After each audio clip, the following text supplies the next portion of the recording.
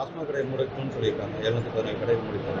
ஏற்கனவே திமுக வந்து மூடப்பட்ட கடைகள் திருப்பி மூடுறாங்கன்னு சொல்றாங்க.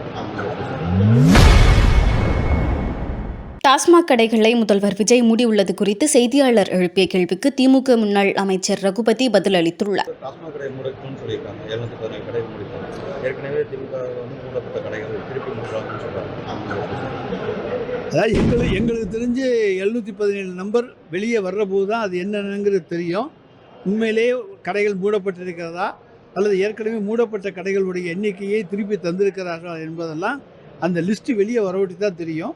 இப்போ நம்பர்ஸ் தான் சொல்லியிருக்காங்க.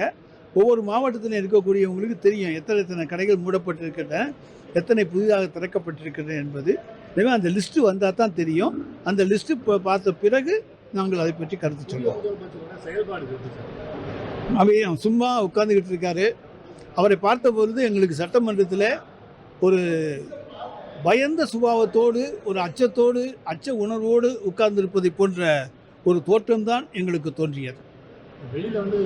வெளியே வந்து அவர் பேசிய அந்த தைரியமான பேச்சுக்கள் சினிமா வசனங்களாகவும், சட்டமன்றத்துக்குள்ளே அவர் அமர்ந்திருந்தது மிகவும் ஒரு அச்ச உணர்வோடு, ஒரு பயங்கலர்ந்த உணர்வோடு இருப்பதாகத்தான் எங்களுக்கு தோன்றியது. செய்திகளை உள்ளது உள்ளபடி தெரிந்து கொள்ள ரெஃப்ளெக்ட் நியூஸை சப்ஸ்கிரைப் பண்ணுங்க.